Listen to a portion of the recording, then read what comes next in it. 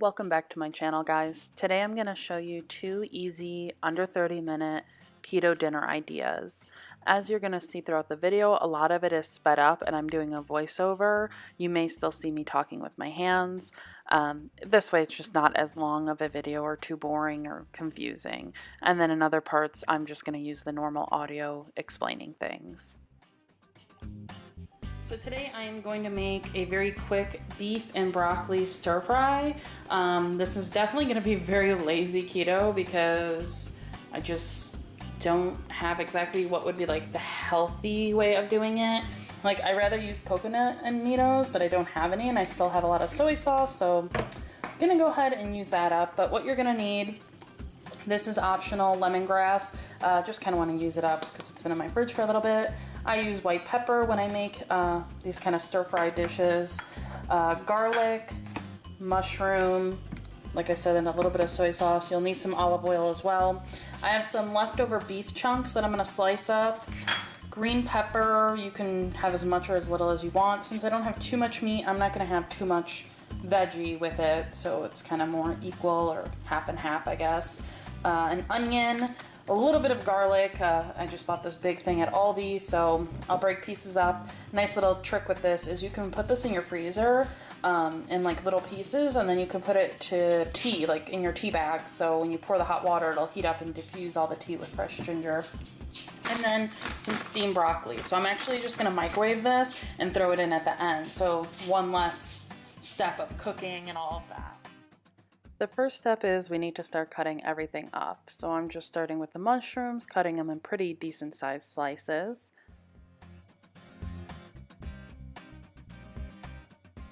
Now I'm continuing on with my green pepper and then my onion. I'm cutting everything into the same kind of slices. You're welcome to do cubes of everything, but either way you want to make sure it's either going to be all slices or all cubes, and that's all the veggies and the meat as well. Here I am peeling my garlic. A nice little trick is using a spoon instead of a knife. The spoon helps all the skin come off quite easy. You definitely don't have to use as much ginger or garlic as you're going to see that I use, but me and my husband love tons of fresh garlic and fresh ginger in everything. So I probably use double, if not triple, as much as you need, but that's just our taste buds and what we like in this house.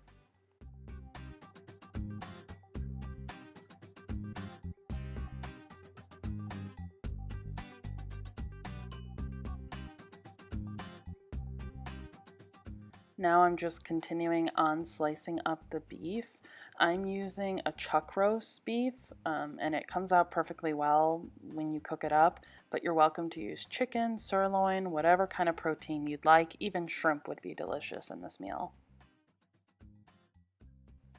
Now it is time to get our sauce made. I have the ginger and garlic in that container, and I'm adding some of the chili paste, white pepper, and lemongrass. Now, the chili paste is not needed because ginger and garlic are going to make it spicy as it is, but we like spice, so I add that, and then I finish it off with the soy sauce. And I leave this for about 10-15 minutes just to marinate all together. Now we want to throw in that meat into preheated olive oil inside of a wok or a very large pan. I am using a stainless steel wok here. You're going to want to make sure the meat is mostly cooked, but you can still see some pink on parts of it before you throw in your veggies.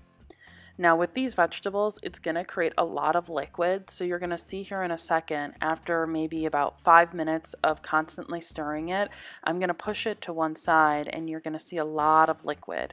We need to let that heat be on very high to cook out a lot of that liquid, otherwise it's going to be super watery.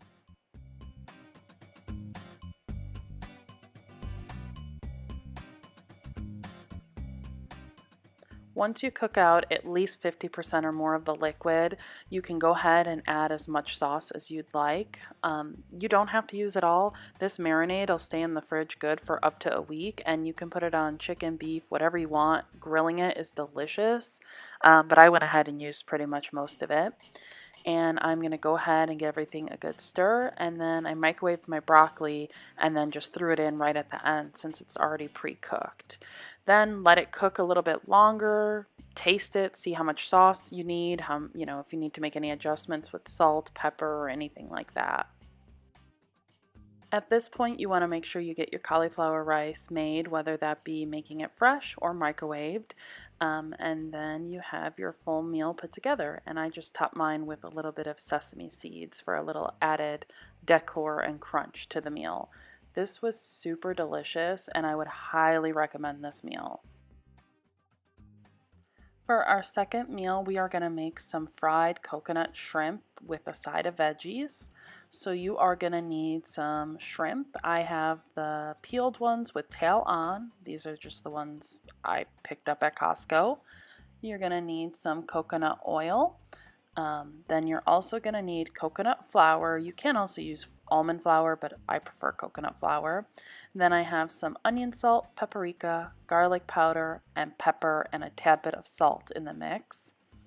And then you're also going to need 1 egg. Before we start battering the shrimp, you want to make sure you get your coconut oil on. I used about 2 to 3 tablespoons of coconut oil. You definitely can use more. It's not going to hurt, and actually I wish I put an extra scoop or so in there. If you prefer to use a different kind of oil, you can, but since we're going for that coconut theme, I just figured coconut oil, coconut flour, it just goes. At this point, we're going to go ahead and blend our spices with our coconut flour. I just used my hand and kind of mix it all together. Now you're just going to take your shrimp, dip it in the egg, and then in the coconut flour mix, and straight into the coconut oil that's preheated.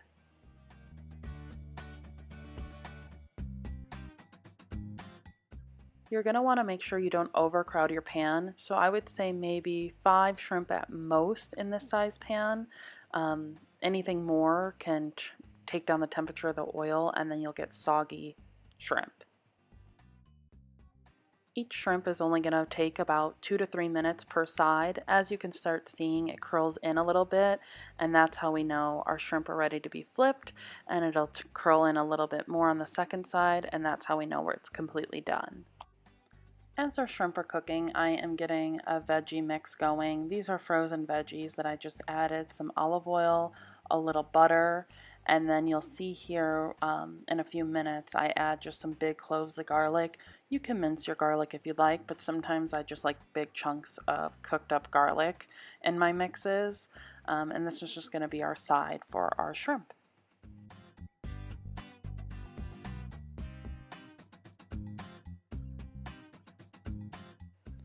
And once your veggies and garlic are cooked to the consistency you like, you are pretty much ready to plate. This actually only took about under 20 minutes with the prep and cooking, so super easy meal you can do during the week, especially with work or anything like that.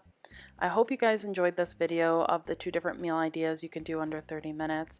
If you want more videos like this, definitely leave a comment below, and I'll be happy to go ahead and make more content that way.